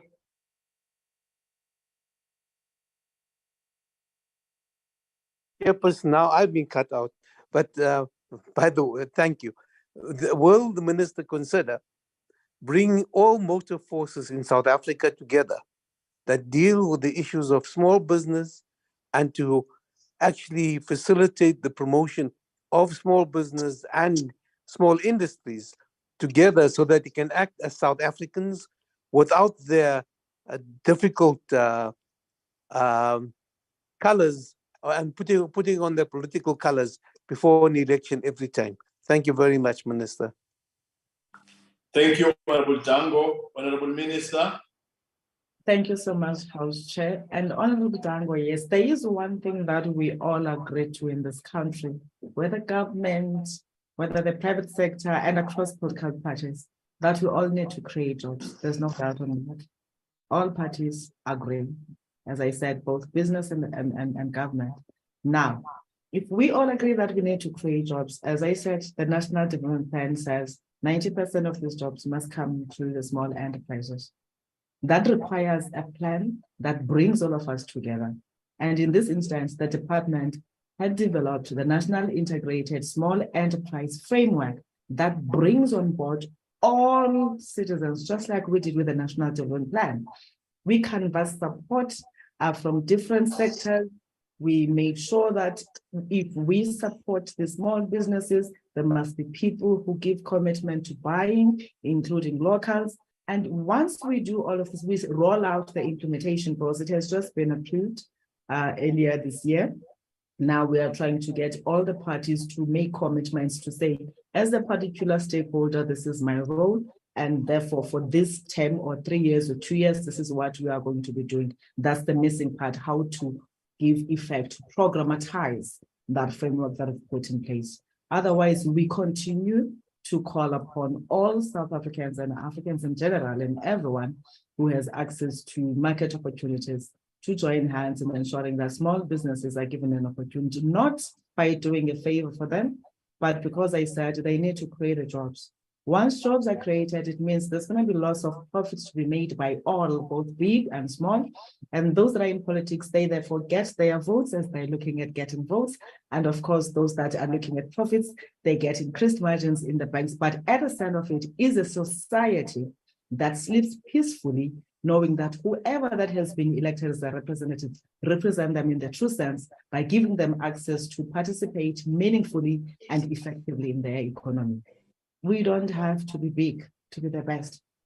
And we believe that the fight against unemployment and poverty comes in 3 cans: the I can, the you can, and the we can. Thank you, House Chair. Thank you, Honourable Minister. The second follow-up question is from Honourable Motsamai. Honourable Motsamai. It's Honorable Luthuli, Chairperson. Okay, Honourable Luthuli standing in for Honourable Motsamai. Ngiyabonga, Chairperson. Mphathisa Mnyango, i-tender system ibonakala ingenye indlela zoku-exploit abantu bakithi abamnyama abahluphekile, and it has failed to create imisebenzi edingakalayo kule lizwe nokukhulisa nje umnotho. Instead ibonakala ibenefitisa iy'nswelaboya nje ku-African National Congress nezinye ke nje iy'nswelaboya ey'hamba zodwa. Why do you still insist on procurement processes for development? Have you considered other policies, interventions such as insourcing workers on a full-time basis in all government departments? If not, why? Thank you. Thank you, Honourable Luthuli. Honourable Minister. Thank you so much, Mr. Taking along those. Earlier on, ndathi phaa KwaZulu-Natal besiye kwaNongoma siresearch nee-agencies zethu. Akuphe kulaa masipala besiye kuwo akuphethanga African National Congress. Kuphethe Inkatha Freedom Party and other parties. To my biggest shock when I got reports that other people are being chased away because the municipality leadership feels like they were not brought through the list because they have selected the preferred. And we had to clearly state that all businesses that are in the area ought to undertake our training, even if we may not be able to support them now, but for future purposes, they need to know how we work. This shows that I think it's important that since provide better services for all, and appreciate that when they are holding government offices, they are there to serve everyone, not a particular party. But of course, we won't punish others for being in majority in their respective areas. Most government has to serve people. Unfortunately, the government that we have is a government that is represented through political parties.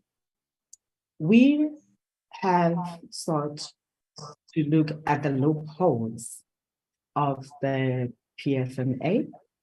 This is why we are in the process of amending the Public Procurement Bill, which goes beyond just giving access to any other person to do business with the state, but which clearly tries to address the issue of exclusion of certain sectors of our society. In the proposed amendments that we have made submission to, they include ensuring that we do have set-asides for small businesses and cooperatives.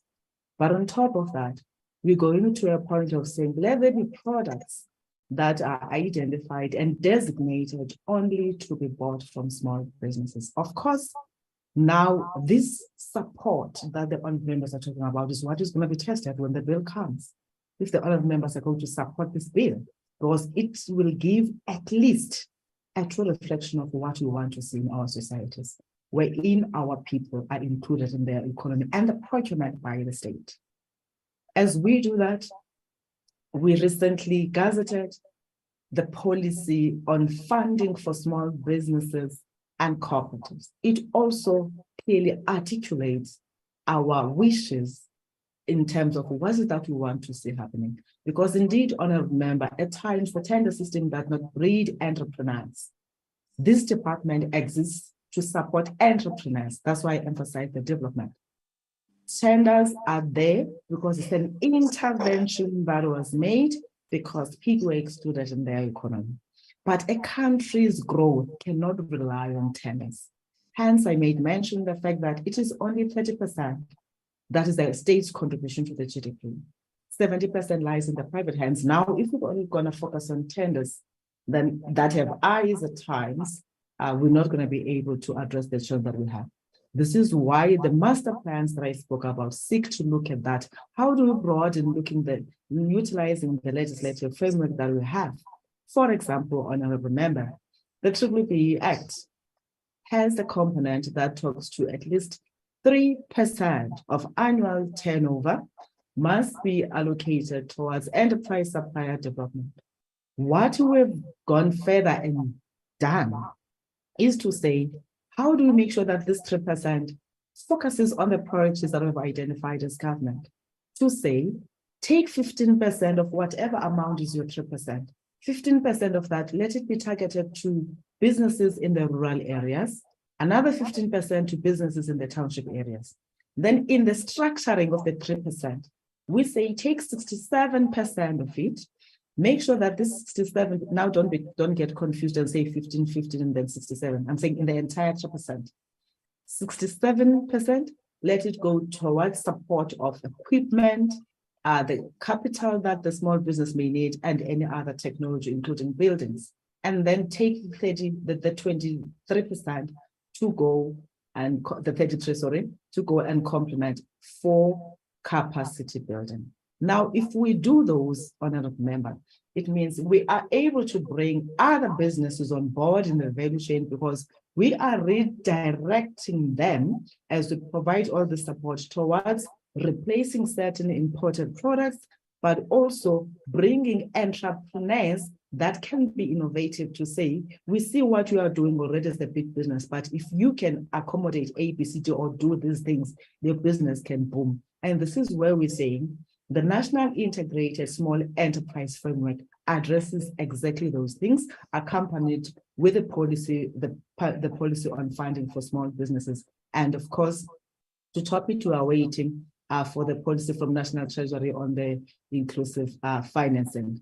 That is soon going to be presented again. But all of this, members, it has to be tested. Everything that we've said today, it has to be tested when these legislations come before you start, if you're going to support them or reject them for whatever interest.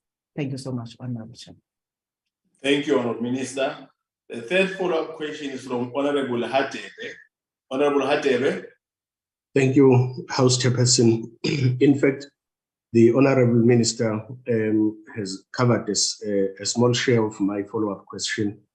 Honorable Minister, it is all good and well to have policies that require the public sector to make use of rural, small, medium, and macro enterprises for procurement. In fact, there is a policy that does exist to this effect. However, it is the management and implementation of such which becomes an issue, such as the supply chains for rural hospitals. I would like to know from the good self, from your good self, Honorable Minister, what interventions has your department made to ensure oversight and consistent implementation of such policies across all government departments? Thank you, Honorable House Chairperson. Thank you, Honorable Hatebe. Honorable Minister. Thank you so much, Honorable Chairperson and Honorable Hatebe. One of the things I indicated as a witness to the work that we do is the fact that we don't have regulatory powers. Now, this tells you that even if you want to hold people accountable, we are limited. But I did say that we are putting measures in place to address that. As things stand, procurement is done through National Treasury, and everything that talks to procurement, it is only National Treasury that can see. We can only receive reports of how much have been spent in the different provinces. But the challenge that we have, even though we can see, the National Treasury still battles to be able to identify if these are small businesses.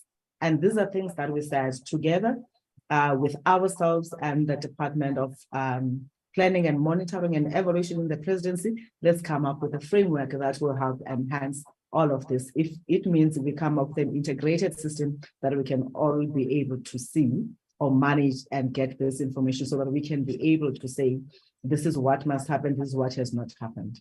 As things stand, we receive reports from National Treasury, and of course, the only thing that we do is to write to the respective provinces where provinces are concerned. And of course, at national, we write to cabinet and the respective ministers to say your department has failed to comply with A, B, C, D. But as I'm saying, that's how far we can go. The president has taken it upon himself to say in the agreements that we are signing, he has to make sure that he improves by ensuring that we all account for those. And we do believe that once that was already with the accounting officers, it is there's the requirement that 30-day payment everybody must adhere to. And now the set asides that we're talking about, once the public procurement bill is enacted, we'll be able to then introduce other measures in order to ensure that there's compliance to all of those. As things stand, there's witnesses in the system, but we're trying to resolve them. Thank you, Honorable Minister. The fourth follow-up question is from Honorable Lond. Honorable Lond. Thank you, Honorable Nyambi. It's the fourth and final one for this session. So, Honorable Minister, we all understand the need to stimulate the rural SMME sector and make sure that it develops into contributing to fighting the unemployment crisis that we are facing. Now, it is also important to note where there are successes. And here in the Western Cape, we have consistently recorded the lowest unemployment rates in the country. Now, this is attributed to the DA's commitment to a business-friendly environment and a progressive approach to independent enterprise. A key indicator of how rural economies can and should work is a comparison between the so-called small towns. Now, Honourable Minister, you can drive to almost any small town in the Western Cape where the DA governs, and you will see streets without potholes. You will see the refuse being removed. You will get proper basic services and an environment that is conducive for small businesses to start up and to grow. That you do not get where the ANC governs, where towns are literally falling apart and people who are trying to save the towns are often victimized instead of being supported. Considering these factors above, could you elaborate on how the department's policy interventions align with these successful practices that's implemented in the Western Cape? And are there specific mechanisms in place to encourage free market competition, minimize bureaucratic red tape, and promote private sector involvement, thus creating an enabling environment which have proven to be effective and stimulate small business growth and job creation? Thank you. Thank you, Honorable Lond. Honorable Minister. Thank you so much, Honorable Chairperson. I just want to respond specifically to the part that says I have put up measures, and earlier on I indicated what is it that we are allowed to do and what is it that we have identified that we need to do with partners. For example, the issue of addressing infrastructure is a responsibility or a mandate of other structures which we have brought on board in order to deal with the red tape. I made reference earlier on to the amendments of the legislations that have been established. Amongst them is the Businesses Act, as the honourable members talked to the ease of doing business in the Western Cape. Strangely, honourable member, you may have missed it, that the payment the permit fees that are charged in the Western Cape, especially in the metros, are ridiculous to an extent that they are excluding small businesses and Black in particular. I mean, like it's 5,000 rands that we're talking about. We only see that in the Western Cape, not in any other province ever experienced that. Yes, the infrastructure is very good in certain areas in the Western Cape. This again links with what I've said. It's not like in the Kitty when allocations are made to provinces, it is the same Kitty, it is the same amount wherein we're able to compare. So we shouldn't also try to compare apples with pears. We look at the underdevelopment that is in these areas, the poor infrastructure that is there, which goes hand in hand with the availability of resources for those that are operating in those provinces. Of course, most areas that are advanced in the metros and certain municipalities, they're able to do the best that they are doing, which is something that probably we should also consider, looking at how do we then incentivize provinces that are rural and with not lots of economic activities. Because it is the reality that highly industrialized areas will always better perform than areas that are not industrialized. It is the reality of South Africa. Now, any South African, especially a member of parliament, has to have those realities at the back of his or her mind when they're making interventions to the legislative framework that we're involved in, including the inputs that we make. Systems becomes ineffective because of what we have. Honorable Chairperson, we mainly talk about being proud of the past that we have and state that we're confident of the future. And this is the future that we're trying to build. But for us to build the future, we've got to deal with what exists. Indeed, next year we are finishing 30 years in government. What is it that we would have learned? What is it that we must unlearn? And this is where the trajectory of the ANC government is going to. As we have seen to say, we've realized that as government, you can't do everything. We've realized that in areas that are not industrialized, we've got to be deliberate on the interventions as the state that must make sure that we make interventions in order to enable those people to be able to participate in the economy as the strategy and tactics and the freedom charter of the ANC calls for. Now, if we have people who, of course, will always be favored if they grow up with trust accounts, trust funds, they would then assume that as entrepreneurs, we're starting from the same level. We don't start at the same level, but that's not an excuse. This is about how we then bring all of us together, the haves and the have-nots, to say, how do we build for sustainability of what we're trying to address, but at the center of it, making sure that we improve people's lives, all of us, irrespective of which party we belong to, but as the people's representatives in the respective areas. Thank you once more, Vice Chairperson. Thank you, Honorable Minister. Honorable members, we've come to the end of questions to the Honorable Minister of Small Business Development, Honorable Ndabeni Abrahams. Honorable delegates, I'd like to take this opportunity to thank Minister Ndabeni Abrahams for availing herself to answer questions in the National Council of Provinces. Honorable delegates, that concludes the business of the day. The House is adjourned. Thank you very much. Thank you, Chief. Thank you very much.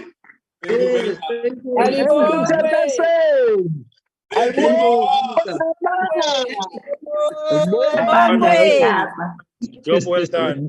Nice presentation. Thank you. Thank you, Mama. Thank you, Mama.